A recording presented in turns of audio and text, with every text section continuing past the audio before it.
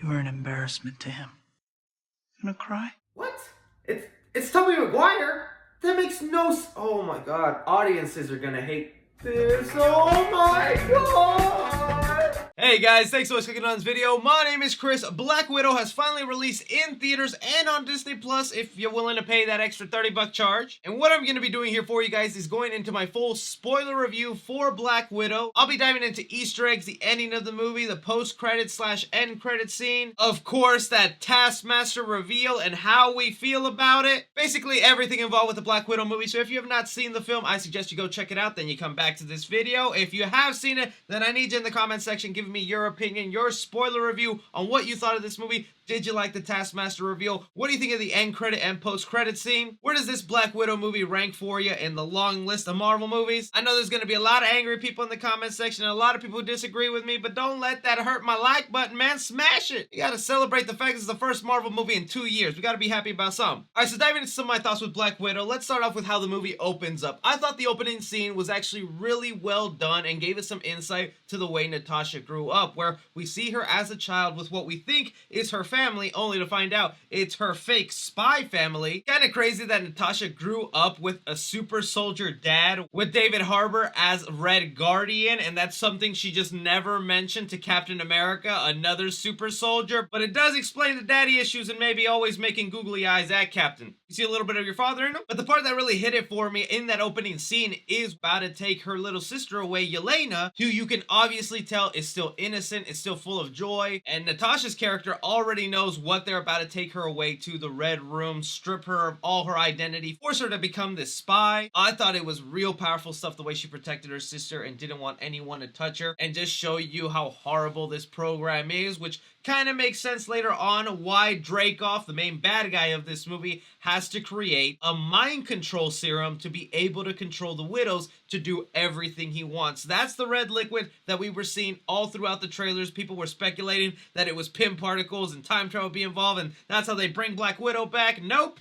It was mind control mist. We see this because when Yelena is going after a rogue agent who broke free from the program, she gets sprayed with the mist, is freed of the mind control, and realizes, damn, I need to go ahead and tear the Red Room down just like my sister attempted to all those years back with the Budapest mission. That's another thing that was interesting about this movie, is the fact that they set it in between Civil War and Infinity War, because at the start of this movie, Natasha is on the run from the government. General Ross is after her because in Civil War, she betrayed the Sokovia Accords and Tony Stark's team by zapping Black Panther and letting Captain America and Bucky get away. So she obviously doesn't want to be arrested or put on the raft, so she goes into hiding until she can figure out what she can do. And that is where we get one of our first Easter eggs in the movie that I thought was kind of interesting, is the character of Rick Mason, a guy that apparently has known Natasha forever and is a guy who supplies Natasha with stuff that she needs. This is a character in the comics that is given the name The Agent, and I can pretty much bet this will probably be someone that'll be popping up a lot in different MCU projects to supply other characters with special weapons, vehicles, or anything really that they need. It also didn't seem like he's a good guy or a bad guy. He's just a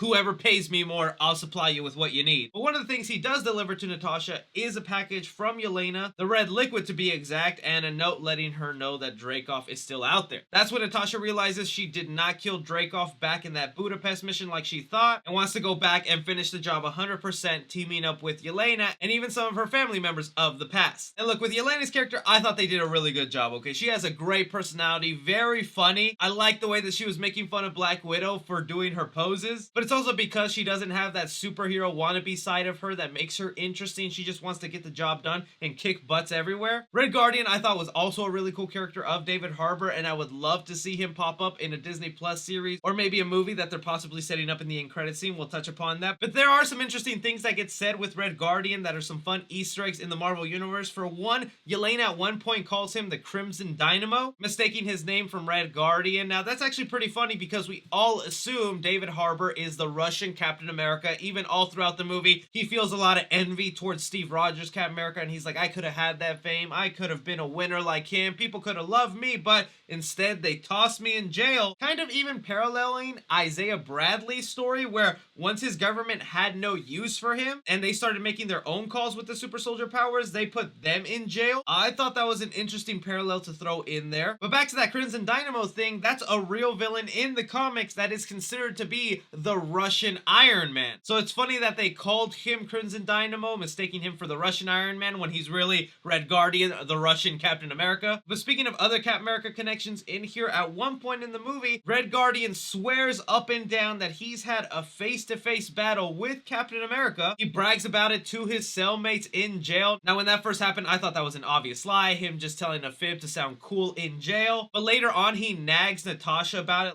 Did he talk to you about me? You know, trading more stuff. Who? What are you talking about? Captain America. Like, oh, did Steve Rogers ever talk about me? Did he mention me? Yeah, I'm his greatest enemy. Making us, the audience, believe, oh my god, this guy really thinks he fought Captain America, but he said the battle happened in the 80s and Captain America was still frozen in ice. That means there's an untold story out there where Red Guardian either fights Isaiah Bradley, Winter Soldier, Bucky Barnes posing as Captain America, or post-Avengers Captain America Steve Rogers, who through the timeline would eventually be alive in the 80s, even though there's a version of himself in the ice who somehow fights Red Guardian. Either way, I feel like that's a classic Marvel seed that's planted so it could become something bigger in the future if they want. But speaking of seeds that were planted, let's just dive right into it here and talk about that Taskmaster reveal. I can finally use pronouns and say Taskmaster was a she. So as the movie Black Widow continues on, we find out that the Budapest mission that always gets referenced in different Marvel movies was Natasha trying to kill the leader of the Red Room, Dreykov, and to do this, she needed to have him in a specific spot to blow up a building, but to guarantee he was there, Natasha also accidentally went ahead and killed Dreykov's daughter, and both of them would survive the incident, Dreykov getting away without a scratch, but his daughter getting badly injured and becoming Taskmaster, going after Natasha. Now, okay, I want to get into this because I didn't think the reveal of who Taskmaster was bad. I know people are going to hate me and that's going to be controversial. I know there's a whole anti-woke culture out there who hate when characters get gender bent. But in terms of story, I actually did like that. And this was a Marvel seed that was planted a long time ago back in the first Avengers. Loki mentions that after he mind-controlled Hawkeye, Hawkeye told Loki everything about Black Widow's past, and one of those things... Can you wipe out that much red? Dreykov's daughter.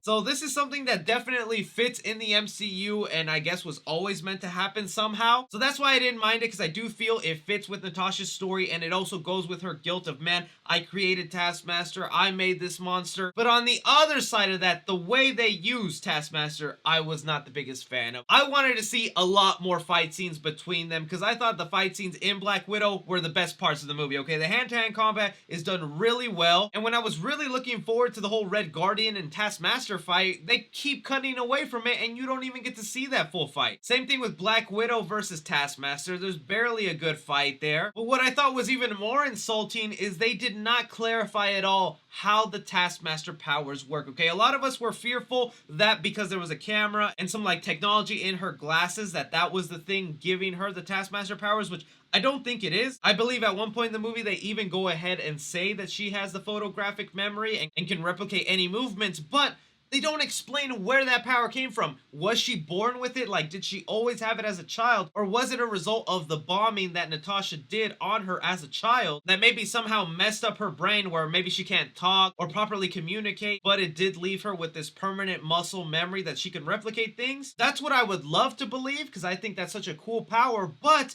they go ahead and mention that she has a chip on the back of her neck, which makes me think, oh, so her powers aren't natural, they are artificially made, and they all come from that chip at the back of her neck. And if that's the case, why is Dreykov focusing so hard on red liquid mist or this whole pheromone program where he can control Black Widows at will? I think all his attention, money, and power need to go to that chip, pairing that up with the mind control pheromone he has out there and putting it on every single Black Widow. That way you have an army of Taskmasters, which would be deadly as hell, but instead, he's like, yeah, I made this chip that gives her these awesome powers, but I'm only gonna give them to my daughter even though I hate her. That was just some of the real disappointing stuff, and I can understand if someone who was just going into Black Widow to see Taskmaster, and then seeing those reveals and whatnot could come out very disappointed. But they didn't kill her off in the movie. They let her go out and live her life, break her free of the spell from her father. It would be awesome to see Taskmaster show up in different MCU properties. There's no way they're just gonna let that character ride off into the sunset. They're gonna bring that character back somehow. Which brings us to the end of the movie. Natasha completes her arc of what she's always wanted to do, which is kill Dreykov, end the Red Room, set the Black Widows free. She says goodbye to her family and her sisters, letting them go off too, and then awaits to be arrested by General Ross. And as I was watching that, I was like, wait, that doesn't make sense, because she needs to eventually end up with Captain America and that whole team who's on the run that we eventually see in Infinity War. And of course, because the movie knows that, they do an awkward 2-week jump where, oh, I didn't get arrested by General Ross. I just got a haircut, dyed my hair, got a Quinjet, and now I'm gonna go off and meet Captain America and free some people from the raft. That's where I thought the movie really had an awkward ending and didn't completely nail it down. I felt like she could have just easily ran away with her family, and then with that 2-week jump, we would have believed that she's separated from them because she has a group of people to go save at the raft. I'm just always gonna wonder what happened in that 2-week period then when she was arrested by Ross. Did she just go willingly and escape later on? Did she make a deal with him? Who knows? But that did bring us to the end credit scene that happens in present day MCU, where we find Yelena is still out and alive, has a dog with her like she mentioned in the movie. She always wanted to have a pet with her, and is visiting the grave of her sister Natasha, mourning her death, feeling very sad about it, when none other than Val pops up, who is a character that we met in The Falcon and the Winter Soldier that we know to be Madam Hydra from the comics. Funny enough, this was the first time we were actually supposed to meet the character of Val, and then her Falcon and Winter Soldier appearance was supposed to be the second time, but because of COVID and things getting mixed around, this is the second time we see her, which in a weird way, I feel like it works better, because people who saw Falcon and Winter Soldier kind of understand better what she's doing, and that's her recruitment of all these superpowered beings, which is most likely a setup for Dark Avengers or the Thunderbolts. I'm gonna go with the Thunderbolts here, but basically the Suicide Squad for the MCU, and they already mentioned that Yelena works for her, because she says, you shouldn't be disturbing me on my holiday time. So there's definitely a movie or a Disney Plus series that we would eventually see where Yelena teams up with people like John Walker, US Agent, possibly General Ross as the Red Hulk. If that ends up happening somewhere down the line, maybe Red Guardian is part of the team here and there. But the big shocker during this scene is that Val says, well, would you like revenge on the person who killed your sister? Hands her a tablet with a photo of Hawkeye on it, Clint Barton. And this I thought was kind of shocking for a couple of reasons. For one, that is them using a movie post-credit scene to set up a Disney Plus series, okay? That has never happened in the MCU history where they had a post-credit scene that was purposely made just to set up a future TV series. Because that right there, what we saw, is going to be answered in the Hawkeye TV series that we'll see later in the year, where we're going to follow Hawkeye training Kate Bishop, played by Haley Steinfeld, and we already got reports that Yelena is going to show up in that series, and now we know why, because she's going to be going after Clint Barton, thinking that he is responsible for Black Widow's death, even though we, the audience, know that's not true, that's not the case, and she'll most likely find that out and probably befriend Hawkeye by the end of that series. This really lets you know how much Marvel wants you to stay on top of the Disney Plus stuff and the movies at the exact same time, because now people who only watch the movies will probably never get the answers to that end credit scene and be like, so what the heck, where's the Yelena versus Hawkeye movie? Where is that at? But as far as why Val would want Hawkeye dead, Clint Barton out of the picture, is because he was the Ronin for the longest time in Avengers Endgame. The man in those 5 years did a lot of killing of bad guys out there. Probably some of those men did belong to Val, and now he was just a real threat to her organization that he'd rather just have him gone. But at the end of the day, like I said, I still enjoy Black Widow. I liked it. I just think it's one of the more average MCU movies. I put it right up there with like Captain Marvel and like Thor the Dark World. I don't think it's a horrible film at all. I just do think it does have some disappointing moments, and maybe this was a movie that would have been so much better if we saw it like 4 or 5 years ago, early on in the MCU. And I really wish they would have stuck the landing better of making this a goodbye movie for Natasha, when it kind of just more felt like setup and origins for other characters. But I want to hear from you guys. What did you think of Black Widow? Give me your spoiler thoughts. Are there any Easter eggs in the movie that I missed that you guys caught? What can you speculate and theorize that end credit, post credit scene will mean later on in the MCU? Anything and everything, be sure to like and subscribe. Follow me on Twitter at 3C Film Review. As always, I'm Chris. Take care.